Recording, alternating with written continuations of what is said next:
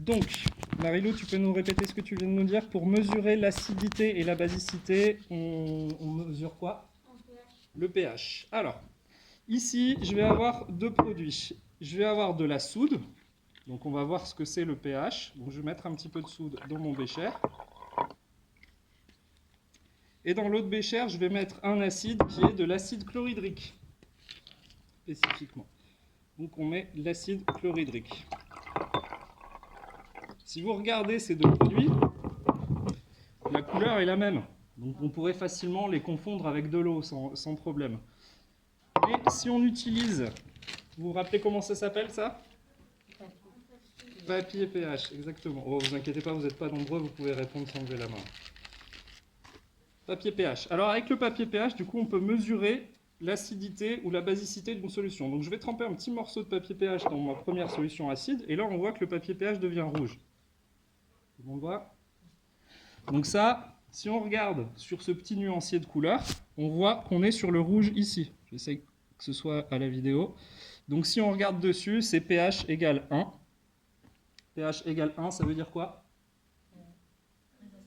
Très acide, ouais. Acide, c'est les pH en dessous de 7.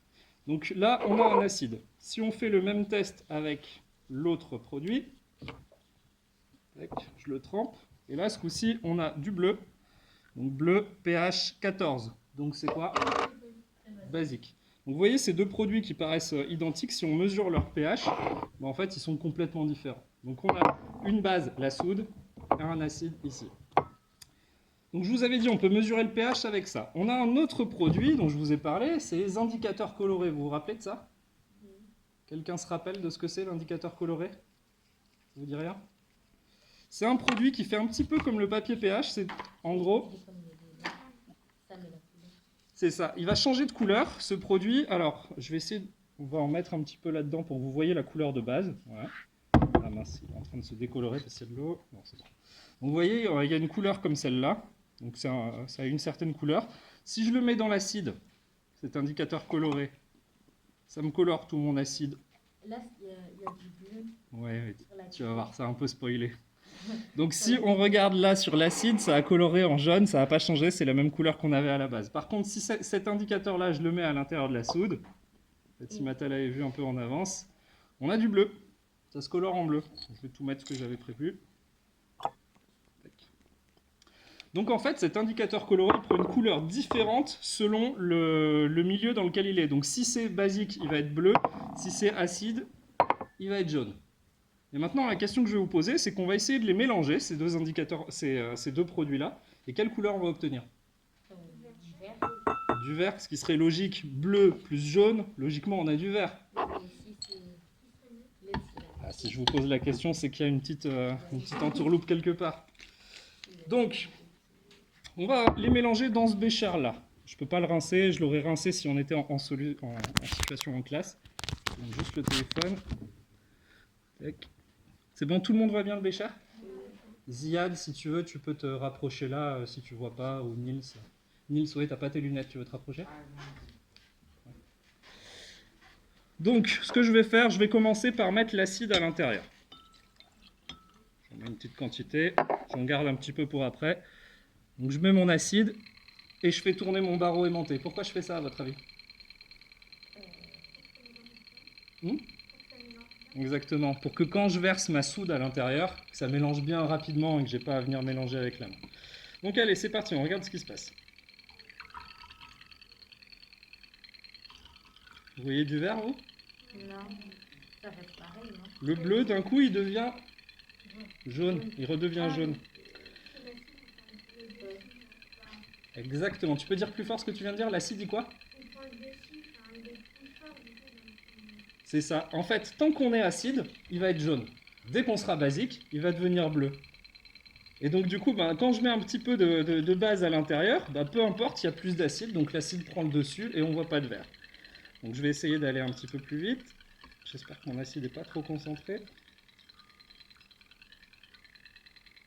Vous voyez, il y a la couleur qui apparaît puis qui disparaît petit à petit. Je suis allé un tout petit peu trop loin. Là, ça veut dire que du coup, je suis allé du côté. Maintenant, on est quoi? Acide ou basique là? Basique. C'est vert.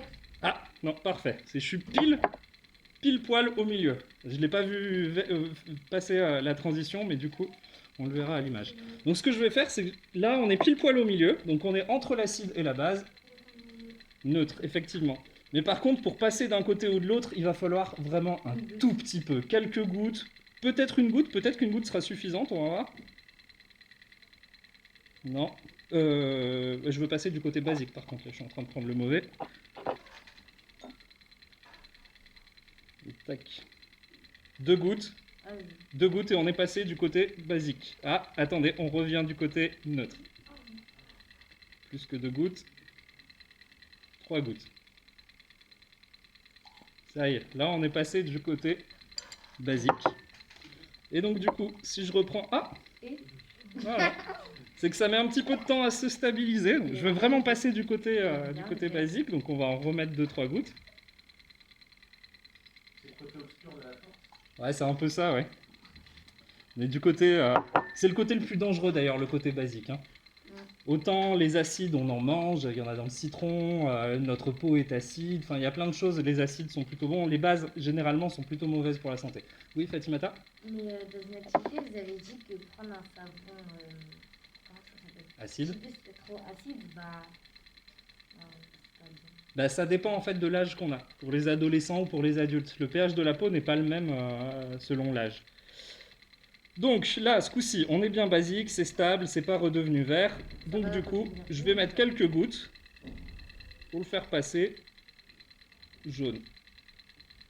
Et là, on est revenu du côté acide. On voit qu'on est très proche là, on est jaune-vert, donc on voit qu'on est très proche du neutre. Allez, c'est parti, et on passe au jaune. Et allez, on va se le refaire une dernière fois, rapidement ce coup-ci. Tac, on passe au bleu. Ok? C'est compris pour tout le monde?